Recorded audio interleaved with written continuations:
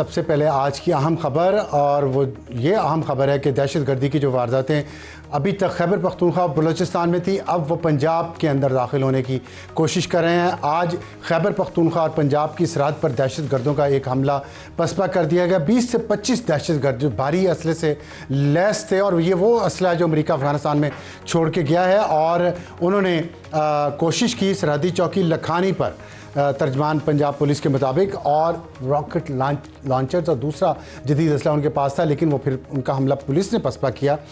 ये 24 घंटों में दूसरा और इस हफ्ते में तीसरी कोशिश थी दहशतगर्दों की जानिब से पंजाब में दाखिल होने की। तो इससे लग रहा है कि जो पिछले दिनों से सरहदों पर जो सूरत हाल है, ख़ास तौर पर अफगानिस्तान के बॉर्डर के साथ, वहाँ से जो दहशतगर्दी की वारदातें हो रही हैं, खैबर पख्तूनख्वा में बन्नू का वाक़या है, अकोड़ा खटक का वाक़या है, बलूचिस्तान में दहशतगर्दी भी कर रही है, अब वो पंजाब में दाखिल होने की कोशिश की जा रही है ताकि इस जंग को फैलाया जाए। और पाकिस्तान ने अफगानिस्तान पर जवाबी कार्रवाई करते हुए तोरखम में परसों 18 अफगान को मार दिया था। लेकिन ये जो तशवीशनाक सूरत हाल, उम्मीद है इसको ठंडा किया जाएगा। लेकिन हम आपको ये इसलिए बता रहे हैं कि ये वाक़यात बहुत सारी और सूरत हाल से जुड़े हुए हैं, जो आज हमारे प्रोग्राम का हिस्सा भी होगा कि जो नई जंग एक यहाँ पे दहशतगर्दी के ख़िलाफ़ शुरू हो रही है, उसमें हाल ही में ईरानी सुप्रीम लीडर आयतुल्लाह ख़ामेनी ने अमेरिकी सदर के ख़त के रद्द-ए-अमल में कहा है कि बदमाशी करने वाले कुछ ममालिक मसाइल हल करने नहीं, अपने मुतालबात मनवाने के लिए बातचीत पर जोर दे रहे हैं, और ईरान अपने मिसाइल प्रोग्राम तर्क नहीं करेगा। आज उन्होंने वाज़ेह तौर पे जवाब दे दिया है। तो ईरान की पॉलिसी भी सामने आ गई है। अमेरिका के इस खित्ते में इंटरेस्ट बढ़ रहा है, और इसी बढ़ते हुए इंटरेस्ट के साथ पाकिस्तान पर जो वीज़ों की पाबंदियाँ लगने की बात हो रही थी, आज बैरिस्टर अकील वफाकी वज़ीर ममलिकत है, उन्होंने ये बयान दिया है कि कोई पाबंदी नहीं लग रही पाकिस्तानियों पर वीज़ों की। लेकिन जो एक डेवलपमेंट हो रही है वीज़ों के हवाले से, वो ये है कि जो दहशतगर्द तंजीमें हैं, जिन तंजीमों पे पाबंदी लगी हुई है दुनिया भर में और पाकिस्तान में और अमेरिका में, उनकी लिस्ट को अपडेट कर रहा है अमेरिका पाकिस्तान के साथ मिलकर। तो ये नए एक ताउन की राय खुली हैं अमेरिका के साथ, उस लिस्ट को अपडेट किया जाएगा, और उस लिस्ट में जो लोग हैं या उनके साथ जो लिंक्ड लोग हैं, जो नेटवर्क है, उनको वीज़े नहीं दिए जाएंगे, उन पे पाबंदियां होंगी सफ़र की। तो ये जो रॉयटर ने खबर दी थी कुछ दिन पहले कि पाकिस्तानियों पर पाबंदी लग जाएगी ट्रैवल की अमेरिका में, वो नहीं हो रही। और ये सिचुएशन जैसा मैंने आपको बताया बॉर्डर पे खैबर पख्तूनख्वा और बलूचिस्तान में अफ़गानिस्तान के साथ, और ईरान ने जो नया मौक़िफ़ दिया, जो तशवीशनाक सूरत हाल खित्ते की हो रही है, उसमें अमेरिका की एम्बेसी पाकिस्तान, उन्होंने अमरीकियों को ये ट्रैवल एडवाइज़री जारी की है कि आप खैबर पख्तूनख्वा और बलूचिस्तान का सफ़र ना करें, बल्कि ना सिर्फ ये कि वहाँ ना सफ़र करें, बल्कि पंजाब में भी उनको रेड अलर्ट कर दिया गया है कि वहाँ भी आप सफ़र से गुरेज करें। तो ये एक बदलती हुई सूरत हाल की निशानी है, और इसमें आज का हमारा प्रोग्राम, उसका मैं तारुफ करवा दूँ कि हमारी टॉप स्टोरी इसी पे होगी, दहशतगर्दी के ख़िलाफ़ नई जंग, चीन और अमेरिका पाकिस्तान के साथ क्या है सफारती कामयाबी, और इसमें इकनॉमिक पहलू क्या है।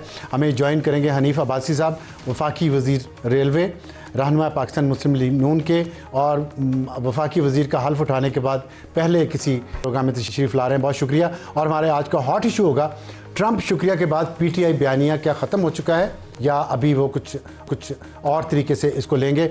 उमैर न्याजी साहब हमें ज्वाइन करेंगे, और एडिटोरियल है कराची 2025, वहाँ पे ना जराइम कम हुए हैं और ना हादसात, कितने लोग मारे गए हैं स्ट्रीट क्राइम में और जराइम में, सड़कों पे हादसात में, हम आपको बताएंगे अपने आज के एडिटोरियल में। शुरू करते हैं हनीफ अब्बासी। और हनीफ अब्बासी साहब, मैंने आपको थोड़ी सी सिचुएशन बताई है जो खित्ते की है, पाकिस्तान की है, और हम देखते हैं कि अमेरिका ने पाकिस्तान का शुक्रिया अदा किया। ट्रंप ने, जो एक आप लोगों के लिए भी बड़ी तशवीश की बात थी, बहुत अरसे से देख रहे थे, एक प्रोपेगेंडा चल रहा है कि इमरान खान के लिए ट्रंप दबाव डालेगा, लेकिन वो उल्टा आगे उन्होंने आपकी शुक्रिया अदा किया। मज़ीद डेवलपमेंट्स हो रही हैं इसमें। चीन ज़ाहिर है उसको भी कुछ तहफ़्फ़ुज़ात है इस मामले पे, CPEC पे जो कुछ हुआ, और चीनियों को टारगेट किया जा रहा है इन दहशतगर्दी के वाक़यात में। ख़ास तौर पे BLA ने कहा है कि हम उनको टारगेट करेंगे, TTP ने भी किया।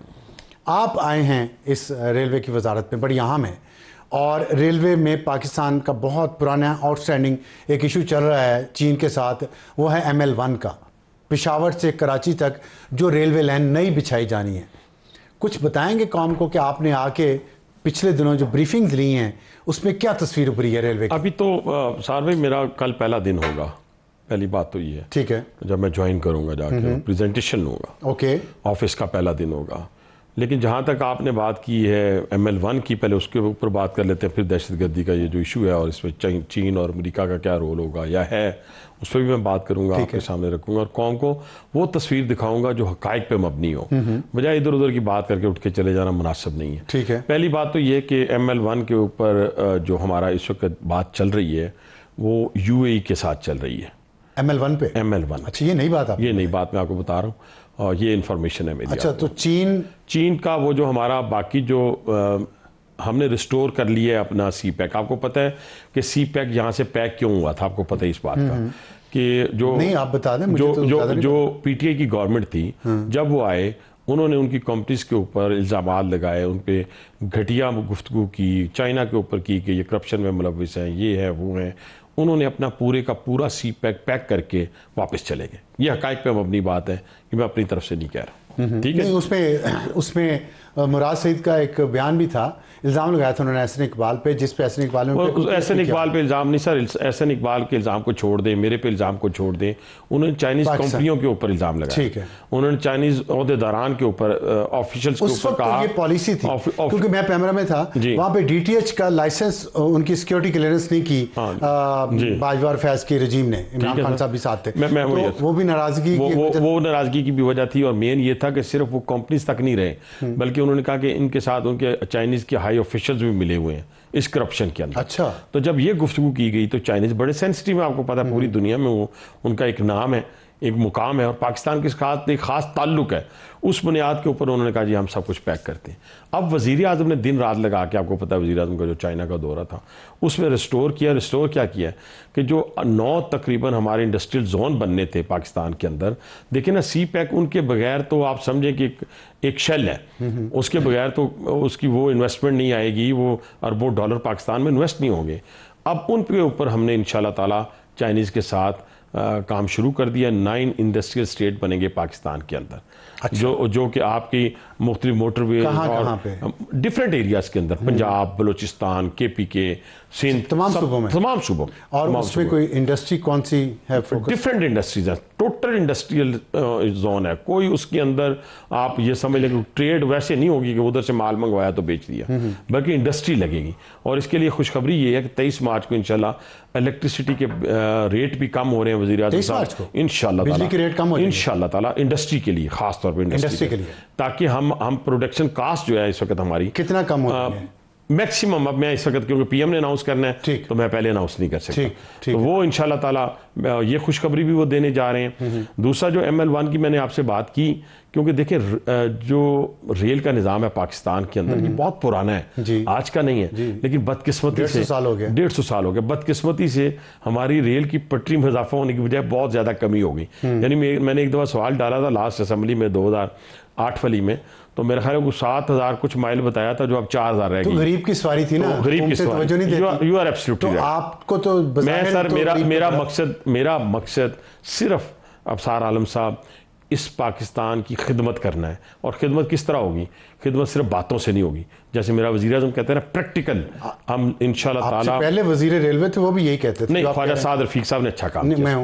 वो दूसरों की बात करें, वो शब्दाबाजी शायद मैं ना कर सकूं, वो मैं नहीं करूंगा। हल्का तो आपका वही है। नहीं, हल्का जरूर है, लेकिन फ़र्क है। मेरे माँ बाप में भी फ़र्क है ना, हाँ, मेरी फैमिली में भी फ़र्क है। नहीं, लेकिन दावे तो उन्होंने बहुत किया ML1 आ रही है। लेकिन मैंने जो दावा चीन के साथ सुने ना सर, मैंने अफसार भाई जो दावा किया ना अपने लोगों के लिए कि ये हॉस्पिटल बनाऊंगा, बना दिया, मेट्रो बनाऊंगा, बना दिया, ये ब्रिज बनाऊंगा, बना दिया। मैंने अपने लोगों के साथ, आप सुन रहे होंगे ना आपके प्रोग्राम को, सारे सुन रहे होंगे मेरे हल्के के लोग, NA56। मैंने कोई बात ऐसी नहीं की जिसको मैं पूरा ना कर सकूं। अभी पहला मेरा टारगेट जो होगा, पहला टारगेट जो होगा वो ट्रेन को बर वक्त रवाना करना है, उसकी सफाई को देखना है, छोटी छोटी चीज़ें, उसके फाटक को देखना है, पैरेलल कार्गो के इजाफा करना है कि कार्गो। अब मैं ट्रेडर्स की एक मीटिंग से आ रहा हूँ अभी एक होटल से, आप यकीन माने उस दिन फेडरेशन की मीटिंग थी प्राइम मिनिस्टर के साथ, वो कहते जी हमारा जो एक कंटेनर है वो 4 लाख में पेशावर पहुंचता है, तो वही अगर हम रेलवे को दें तो 2 लाख में पहुंच जाए, ठीक है, लेकिन उसमें हमें टाइम फ्रेम देना पड़ेगा। लेकिन उसमें रेलवे को कंपटीशन भी तो है ना कहीं से, जहां से आप कुछ नहीं कर सकेंगे। नहीं, वो भी हमारे साथ ऑन बोर्ड होंगे इंशाल्लाह, अल्लाह करे वो भी हमारे साथ ऑन बोर्ड होंगे। मुल्क से ज्यादा तो नहीं, वो हमारे साथ ऑन बोर्ड होंगे इंशाल्लाह ताला, और उनके कोऑपरेशन से, और हम एक जगह पे खड़े होकर इस पाकिस्तान की तामीर करें। चलें, बेस्ट ठीक है विशेस फॉर जी, दैट। ये इंशाल्लाह, ये मैं आपको अभी बता रहा हूँ पूरी कौम के सामने, हम मिलके इंशाल्लाह ताला उस कार्गो को इम्प्रूव करेंगे सर। हम पैसेंजर ट्रेन जहाँ जहाँ रिक्वायर्ड है पाकिस्तान के अंदर, जहाँ उसको रिस्टोर करेंगे। और इसके साथ साथ मैं कोशिश करूँगा, शायद पहले भी उधर क्या पोजीशन है ये तो कल पता चलेगा, लेकिन सबसे बड़ी बात यह है कि जो इसकी रेलवे की जो जगह हैं लोगों के कब्जे में है, वो अमीर है गरीब है। जैसे मरियम नवाज साहिबा ने पंजाब के अंदर, एक सेकंड में इसको पूरा कर लेंगे, पंजाब के अंदर जैसे उन्होंने इंक्रोचमेंट में बिला तखसीस कार्रवाई की है और लोग खुश हैं पंजाब के, इसी तरह जो रेलवे की ज़मीन अगर किसी अमीर के पास है, किसी इन्फ्लुएंस वाले के पास है, वो लेंगे। ठीक है, सुन लें, और रेलवे लैंड डेवलपमेंट अथॉरिटी बनाएंगे और इंशाल्लाह ताला हम अरबों खरबों रुपए यहाँ से कमाएंगे। देखिए ये बातें हम तो सुनते रहे, मैं इन बातों पे माफ़ कीजिएगा आप, मेरे लिए बहुत काबिल एहतराम है, लेकिन मैं इन बातों पे यकीन नहीं कर सकता जब तक मैं देख ना लूँ।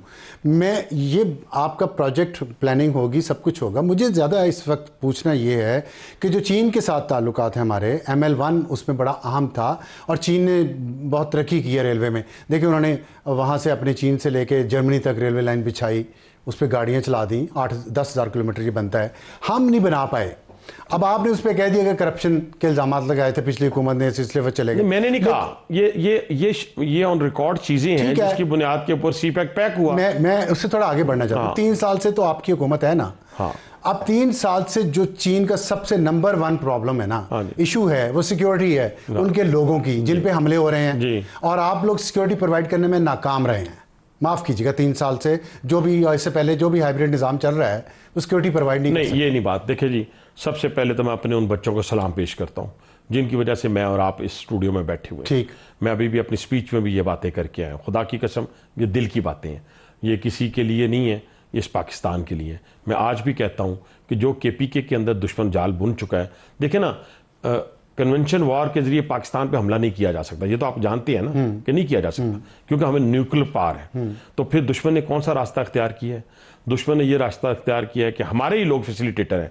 अच्छा, ये भी बात बता दूं, हमारे ही लोग फैसिलिटेटर हैं, वो ख्वाब पंजाब में हो, बलूचिस्तान में हो, KPK के अंदर हो, वो फैसिलिटेटर है। ये तो आप अपने खिलाफ गोल कर रहे हैं, फर्द जुर्म अपने ऊपर आयद कर रहे हैं। सुने मेरी उन 40,000 लोगों का जवाब भी तो देना है ना, जिनको बसाया गया था इस पाकिस्तान में लाकर। खुद मैंने वीडियो आंखों से देखी है, कानों से सुनी है, जिस हमदर्दी का मुजाहरा IK कर रहे थे और कह रहे थे कि इनको लाके बसाना चाहिए, हमारे लोग ना। और ये पहले की बात है, उनके भी साथ और भी जो लेके आए थे उनके खिलाफ तो कुछ नहीं हुआ। सारे लोग थे, कुछ लोग अंजाम को पहुंच चुके हैं, कुछ पहुंच जाएंगे, लेकिन इस पाकिस्तान की सालमियत पे कोई कंप्रोमाइज नहीं होगा। ये आप ज़हन में, दुश्मन ने जो किया है वो तो लोगों को बताने दें। देखिए, BLA की सूरत में हो या ख्वारिज की सूरत में हो, पैसा बहुत डाला है, सब कुछ किया है, लेकिन मैं दुश्मन को ये बताना चाहता हूँ आपके प्रोग्राम के ज़रिए कि ये पाकिस्तानी फ़ौज है। ये इंशाल्लाह ताला जिस तरीके से आप हमला करना चाहते हैं, जैसे अभी आपने कहा कि पंजाब में और उसमें और उनको मुंह की खानी पड़ी, मर्दान में देखें कि 16 ख्वारिज को मारा गया। अब देखें, एक बंदा खुद कुछ हमला करने आता है और पड़ोसी मुल्क से आ रहा है, पड़ोसी और उन लोगों से आ रहा है जिनको 40 साल, ठहरते 40 साल जिनको हमने पाला है। थोड़ा सा समझाने दें लोगों को। देखिए, पाकिस्तानियों के पास टाइम नहीं है। अगर आज हम चुप करके बैठे रहे ना, तो ये मैं अभी भी बात करके हूँ, ये जो अच्छे रेस्टोरेंट में हम रात को बैठते हैं इस्लामाबाद के अंदर, होटल्स में जाते हैं, ये नहीं जा सकेंगे, क्योंकि दुश्मन अपनी पूरी ताकत के साथ हमलावर हो चुका है, अरबों डॉलर इन्वेस्ट हो चुके हैं। अब पाकिस्तानियों को खड़ा होना है। और जो भगोड़े गए हुए हैं, मैं कहता हूँ कि अगर खुदा न खास्ता मैं जाके UK में, मेरे मुंह में खाक बार बार कह रहा हूँ, अमेरिका में बैठ के पाकिस्तान को गाली दूंगा, करोड़ों मिलेंगे, थोड़ा बात तो समझाने दें, करोड़ों मिलेंगे, घर मिलेगा, गाड़ी मिलेगी। आज वो भगोड़े जो गए हुए हैं, उनकी अकाउंटेबिलिटी होनी चाहिए, पहले भी होनी चाहिए थी। हमें पता होना चाहिए था कि इनका क्या करैक्टर हो सकता है। और आज छोटे छोटे सवाल कर लूं जी, भिगोड़े गए कैसे? और भिगोड़ों की जो एक्सटेंशन यहाँ बैठी हैं, जिनको आप आज भी दूध पिला रहे हैं, उन संपोलियों को क्यों? वो देखें मेरी बात, क्यों? पहली बात तो ये है कि कौन सी पॉलिसी? कोई किसी को दूध नहीं पिला रहा। अगर पाकिस्तान को गाली देने वालों को कोई दूध पिला रहा है, मैं कह रहा हूं, मैं नाम दे देता हूं आपको, मैं ले लूंगा आपसे नाम, मैं भागता नहीं हूं आपकी बातों से। कोई उनको दूध नहीं पिला रहा, लेकिन अगर जो दूध पिला रहा है वो पाकिस्तान की सालमियत से खेल रहा है। मैं ये बात आपके सामने, तो उनको समझ नहीं आती। ठीक है जी, समझ अब सबको आनी चाहिए, उनको नहीं। आप बार बार उनको कर रहे हैं, पाकिस्तानी कौम को, भाईजान पाकिस्तानी कौम को आनी चाहिए। ठीक, पाकिस्तानी कौम को तभी आएगी जब आपको आएगी। नहीं सर, कौमें जो है ना, खुद भी तैयार आधा कर लेती आपका है। एक हाथ जो है वो जाके बच्चों को सबको जाके आप लेक्चर दे रहे हैं, और आपका दूसरा हाथ जो है वो उन्हीं को रात को यूट्यूब पे बैठने वालों को आप उन्हें खाने खिला रहे हैं, आप उन्हें पैसे दे रहे हैं, आप उन्हें सहूलियात दे रहे हैं, और वो उसी बच्चों को यूनिवर्सिटी में आप लेक्चर दे के आते हैं, शाम को उनको गुमराह कर रहे हैं। अफसार साहब कोई किसी को पैसे नहीं दे रहा जो पाकिस्तान की साड़ी मेरे खिलाफ खेल रहा है। आप यकीन माने कि इस पाकिस्तान को अगर बचाना है ना तो इंटेलेक्चुअल से भी बचाना है, डायरेक्ट पॉलिटिशियन ने भी बचाना है, ठीक, दुकानदार ताजरों ने भी बचाना है, ट्रांसपोर्टर्स ने भी बचाना है, सब ने मिलकर बचाना है और अपने लोगों के पास इंस्टीट्यूशन के पीछे खड़े होना है, फिर ये पाकिस्तान बचेगा। यहाँ पाकिस्तान अब कोई और नहीं बचा सकेगा। मुख्तसर टाइम रह गया, ये बताएं यूएई का आपने बहुत बड़ी खबर दी है कि यूएई ML1 बनाएगा पेशावर से कराची तक, ये कब और किस स्टेज पे है? ये अभी मैंने पहले आपको बताया ना कि इस बातचीत के ऊपर MOU साइन हो गए हैं, अब इसके ऊपर मैच्योर होना है इसने सारी चीजों ने, लेकिन हमें उम्मीद है वो इन्वेस्ट करेंगे BOT बेसिस पे होगा। अभी सारी चीजें मैंने पहले आपको अर्ज की कि मैंने सिर्फ खबर दी है, बाकी कोई सारी टाइम फ्रेम प्रेजेंटेशन के बाद नेक्स्ट प्रोग्राम में जब मैं आपके पास आऊंगा सारी चीजें आपके पास लेके आऊंगा। कोई मैं ऐसी बात यहाँ पे अभी कबल इस वक्त नहीं करना चाहता किसी के लिए भी, या किसी को दे के कॉपी नहीं करना चाहता। मैं अपनी बात करूंगा जो मेरे मुंह से निकलेगी फिर वो पूरी हो। अच्छा, ये शिफ्ट क्यों इतना बड़ा हुआ चीन से? कोई इसमें इतनी बड़ी खबर नहीं है, इसलिए कि देखिए बहुत सारे और भी मंसूबे थे जिसके अंदर चाइना अरबों डॉलर इन्वेस्ट करने जा रहा है। तो अगर हम एक और दोनों दोस्त हैं, वो भी दोस्त हैं, सिर्फ वो नहीं आ रहा। अच्छा, चाइना किसी और प्रोजेक्ट में कर रहा है। अब आप देखिए एक और सुने, सऊदी अरब भी अरबों डॉलर लेके आ रहा है। वो तो कब 3 साल हो गए सुनते। नहीं लेके आ रहा है ये अब। अच्छा, अगर ये बात नहीं है तो फिर जो फरवरी 2024 के अदादो शुमार हैं और आपके अदादो शुमार मैं मानता हूं फर्क है कि हाँ है फर्क है, लेकिन ये इन्वेस्टमेंट अभी तक दो चार में बाकी फिगर्स में नहीं जाऊंगा। ठीक है, रिजर्व में फर्क है, हाँ, इंटरेस्ट रेट में फर्क है, आपकी तफसीलात ज़ात जिसे रेमिटेंसेस कहते हैं फर्क है, आपकी इन्फ्लेशन में फर्क आया है, आपकी अपना क्या उसे कहते हैं इस पाकिस्तान के अंदर फॉरेन इन्वेस्टमेंट पहले की निस्बत ज्यादा आई है कि नहीं आई? बिल्कुल मामूली सी हो, ज्यादा हो, जितनी हो, पहले से ज्यादा आई है कि नहीं आई? मैं कहता हूं आई है कि नहीं आई? आई है ना। तो दुनिया के तमाम, ये मेरे दादो शुमार तो नहीं है, ये आपके तो नहीं है, ठीक है, अरबों डॉलर आपने कहा, वो अभी अरबों डॉलर नहीं आए, बस मैच्योर होंगे। ठीक है, कब तक? मेरा ख्याल है कि इसी साल। अच्छा, आखिरी सवाल मुझे ये बता दें, अमेरिका प्रेसिडेंट ट्रंप ने जो थैंक यू कहा है हुकूमत का, और इसमें ज़ाहिर दाइश को भी आपने एक नुकसान तो पहुँचाया है। पहले हम TTP से लड़ रहे हैं, BLA से लड़ रहे हैं, अब दाइश भी पाकिस्तान पे फोकस करेगी। आपके ख्याल में पाकिस्तान की जो फॉरेन पॉलिसी है वो बैलेंस्ड हो गई है चीन और अमेरिका? अल्हम्दुलिल्लाह जी, इस वक्त पाकिस्तान की फॉरेन पॉलिसी मैं समझता हूँ पिछले कई दहाइयों से बेहतर आ गई है, और ख़ासतौर पर पिछले 4 साल से जो हुकूमत गई थी ना, जो सब नाराज़ हो गए थे, जिसमें UAE था, सऊदी अरब था, चाइना था, छोड़ दिया, वो सारे आ गए। ठीक है ना।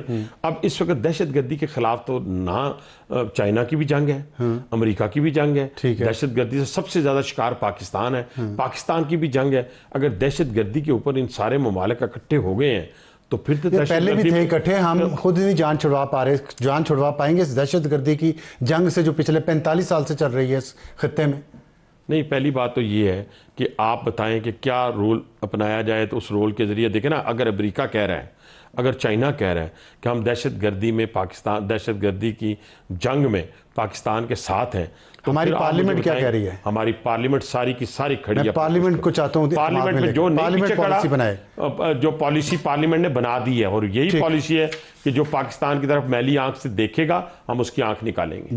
ठीक है, बहुत शुक्रिया हनीफ अब्बासी साहब, आपको मुबारक हो, आप मिनिस्टर बने और आपने जितने दावे किए हैं अल्लाह ताला आपको हिम्मत दे के आप पूरे करें। अगले प्रोग्राम में आपने बताना है कि ML1 जो पेशावर से कराची रेलवे लाइन का मनसूबा UAE के पास जा रहा है, और बहुत बड़ा शिफ्ट है ये पाकिस्तान की पॉलिसी में, लेकिन ज़ाहिर बैलेंस करने की कोशिश पाकिस्तान कर रहा है। और ये थी हमारी आज की टॉप स्टोरी।